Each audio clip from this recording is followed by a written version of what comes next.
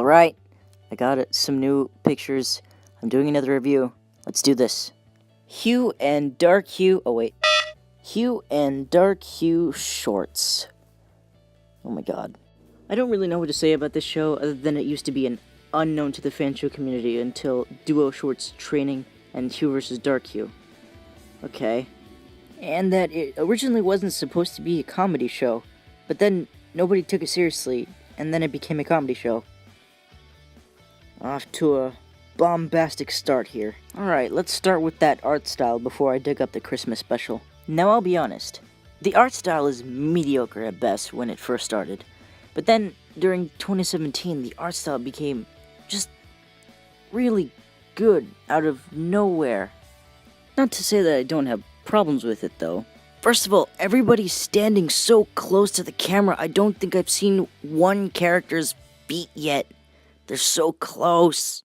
Second is a bit of a smaller issue, but it's still there. I have a small issue with how most of the characters all look like little children, except Ocean Jasper. You, doing alright there? Having any trouble breathing? Tanzanite vs. the Galaxy has a similar problem, but all the characters were kids. Even though AJ had a house to herself. Huh. Never thought about that. Wait, this review is about Hugh and Dark Hugh shorts. I'm getting off topic. The third is something that I'll mention later. So let's just put a pin in this topic. Until then, art style is getting yellow. I promise I'll mention why later. Second is characters. In my opinion, Hugh and Dark Hugh are a great foil. They contrast each other in their personalities without seeming like they constantly hate each other, which is something that is honestly kind of rare. The rest of the characters are there. I don't really remember any of them except for the one that's similar design to Steven and Ocean Jasper.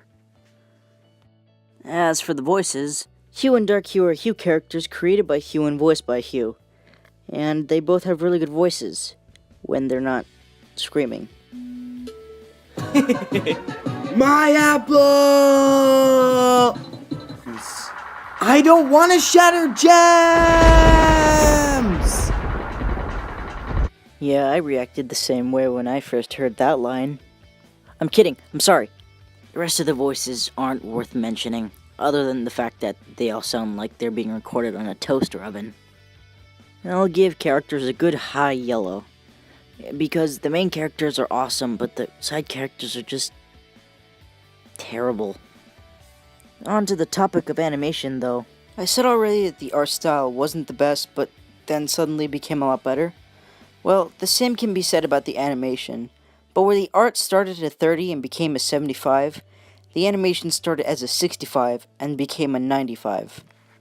I don't know, maybe it's just me, but I personally think that the animation in this show is a contender for best animated fan show. Maybe like number 3. Animation is getting a green, and I'm sorry that I'm kind of skipping through things. I just want to get to the last part, which is really long. Script. Script is a kind of difficult subject to talk about. See, when I was reviewing the other fan shows, they were intended to be serious stories, but just so happened to be so bad that they were funny. But in this case, I can't tell if it was intentional to be this way. The reason why I say this is because it's a comedy show, and comedy shows are supposed to be funny, not that one. My biggest gripe, though, is when the script involves a joke, because the script goes to a screeching halt right before it does. Take this one, for example. Talk. From what I've seen, you aren't a very experienced fighter. Hey, that's not...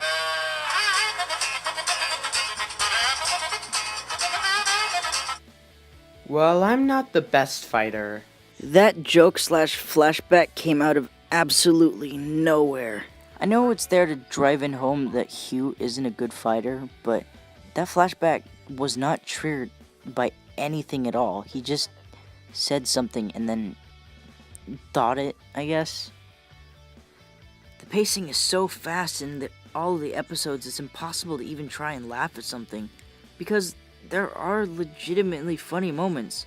Mostly because Hugh and Dark Hugh, because the rest of the characters garbage. But I can't laugh at it because I'm already on the next line. I'm giving this a yellow because of one episode, which is Hugh versus Dark Hugh. In the episode, the pacing is annoyingly fast, but it slows itself down just a little bit at the emotional scene at the end.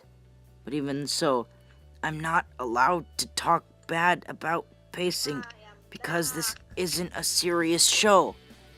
I would have no idea whether or not the pacing issues are intentional because this is a comedy show. Okay, going straight to the last part. Let's see that story there. Episode 1 isn't canon anymore. I hate that. I hate retcons in general. Deleting something just to delete something is so annoying to me. It's about an apple. I know there's canon characters in it, but my god, it's about an apple. The next few episodes are about... Remember when I said I would explain why art style got a yellow despite me really liking the way the characters are drawn? This is why. No backgrounds. It is quite literally impossible to get any sense of setting from any of the scenes in Hugh and Dark Hugh shorts. Even compared to the fan shows that I think are inferior to Hugh and Dark Hugh shorts, they at least have some effort in putting in backgrounds in them. Okay, I'm sorry. I'm done with my little rant. Let's keep going with the review. So the first arc of the story begins on episode 2 and ends on episode 5. I can't really understand why it's spread out so thin because all the episodes in it are super short. It begins with Hugh, Dark Hugh, and this Chris guy playing baseball, and Hugh decides to go to a place with a bubble, and a lot of bubbles, and pops this one bubble, and Ocean Jasper comes out. She runs away from him, but not before delivering this sick line. Afterwards, Hugh and this human kid with the green superhero suit go to look for her. In a place with a corner, I may add. Hopefully you'll never find me here. Hello?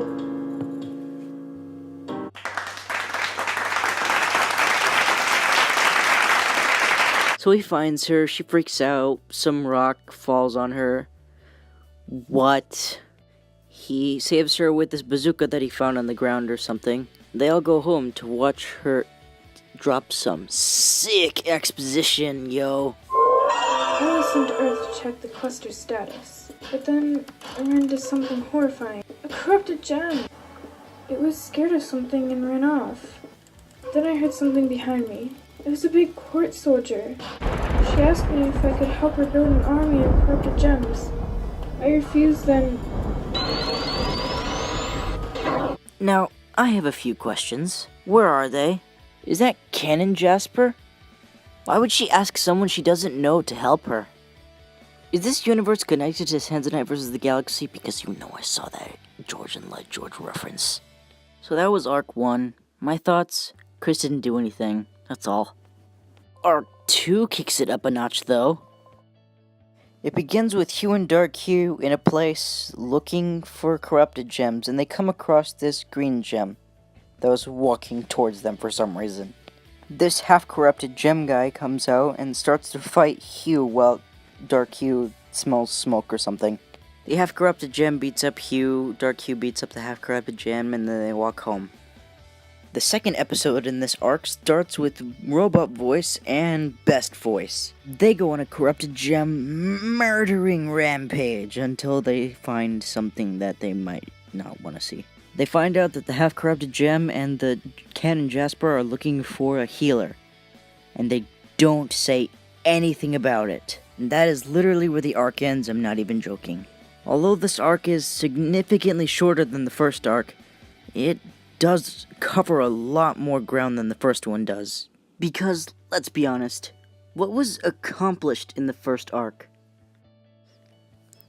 Arc 3 starts with Dark Hugh thinking that Hugh can't fight, so he decides to just beat the ever-loving out of Hugh. Hugh starts to fight back to this gem silhouette that Dark Hugh can make, which is an aesthetic choice from the Criniverse. I didn't know it was an actual thing. Okay. He's about to fight back, but oh no, he gets punched in the neck somehow. Okay. Hugh collapses, Dark Hugh finds out that Hugh's gem is cracked, and then he leaves. He runs to get help and asks if anybody that they're with is a healer, which is really weird because he should already know what their powers are like if they've been friends for a really long time. So I'm just going to assume that Dark Hugh knows every single one of his friends for a collective of 3 days. It's revealed Ocean Jasper is a healer, and she decides to heal Hugh because he's a friend. Hey, you two, you should be speaking up about this. You know what they're doing. She's being hunted and she doesn't even know it. And you two are the only people who can tell her. You should probably say something. Dark Hugh pretends that he was in control of the situation the whole time, but Hugh is fed up with his shenanigans and he shoots him. My god, those wands do nothing, do they? Hugh goes to a Oh my god. It's an actual setting. Hugh goes to a place where it looks like a castle above a ledge in the night sky. You do not understand how good that feels to say. Hugh throws a punch, they begin to argue about really weird ethical stuff, and then Hugh gets mad, and then we hear this. Shatter gems! I don't want to shatter gems! If I overlook how terrible that line was given, I would actually say that this is a really cool transformation. But that line is still there, so I'll just keep saying that that line is there.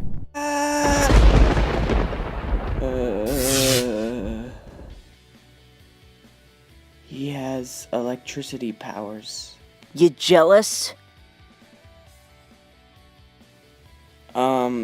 Then Dark Hugh starts singing out of nowhere with a song that's pretty weird, but it's an original song, so I guess it gets a pass.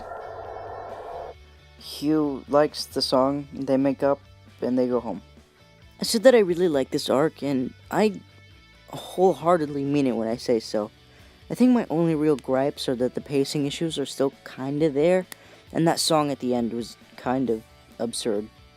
The final 2 episodes don't really go by an arc anymore, but they're still there, so I have to review them. The Bootlegs is a meme episode, and Mother of the Rebellion is an actual fever dream. Although, I kind of have to talk about Mother of the Rebellion, because it's revealed Hugh was in a war, and he had a mother figure who was also in a war. But then again, I don't really want to, so I won't. I'm giving story a yellow because there were a lot of things that didn't really make sense in the first 2 arcs, especially some of the motives of certain characters, which gives Hugh and Dark Hugh Shorts a score of 11 out of 15. A pretty solid score in my books. Which also leaves Hugh and Dark Hugh Shorts as 3rd place in this thing. Now before you say anything, yes, I did change things around. That universe is now below Blue Gem Guardians, and Tanzanite vs. the Galaxy is number 2. This review took me 4 days to make in the span of a week. So that's pretty much it for this video. Like, comment, and subscribe, boys. Hope you don't get hit with the feels.